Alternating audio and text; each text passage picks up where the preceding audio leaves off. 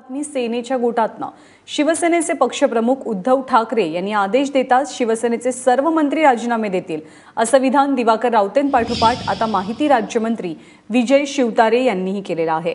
शिवसेनेच्या अनेक मागण्या प्रलंबित आहेत आणि त्यामुळेच भाजपसोबत मतभेद असल्याचंही शिवतारेंनी मान्य केलं। भाजप आणि शिवसेनेच्या युतीचा काडीमोड झाल्यामुळे दोन्ही पक्षांमध्ये आरोप प्रत्यारोपांच्या फैरी झडतात। यानंतर आता शिवसेनेकडून थेट राज्यातलं युतीचं सरकार अस्थिर करण्याचा इशारा दिला जातोय।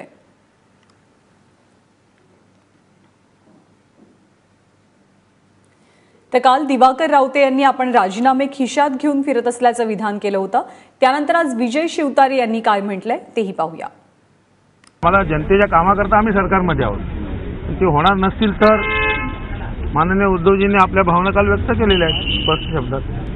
खिशात आहे, बघा खिशात आहे, खिशात आहे ना, राजीनामा खिशातच असतो, बघा खिशातच असतो। तसा आदेश आला असता तर घेऊनच आलो होतो। युती तुटल्यापासून शिवसेनेच्या मंत्र्यांचं सत्तेत जीव रमत नाही अशी काहीची स्थिती आहे, काय कारण आहे? असं आहे की सत्तेत राहायचं न राहायचं या संदर्भातलं वक्तव्य आदरणीय उद्धव साहेबांनी ऑलरेडी केलेलंच आहे। योग्य वेळेनंतर योग्य निर्णय ते घेतील।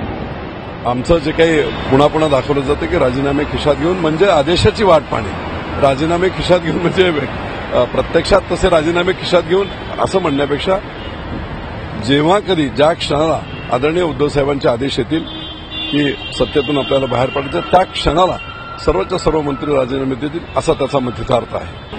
की उत्तर प्रदेशच्या निवडणुका होऊ घातलेल्या आहेत आणि त्यासाठी भाजप सरकारने, केंद्र सरकारने जो जाहीरनामा त्यांनी तिथे दिलेला आहे, जे त्यांची पॉलिसी मॅटर धोरणात्मक निर्णय जो दिलेला आहे, ते त्यांनी असं सांगितलेलं आहे की जर भाजपची सत्ता तुम्ही आणून द्यायचे आम्ही अल्पभूधारक शेतकऱ्यांचं संपूर्ण कर्ज पूर्णपणे माफ करू।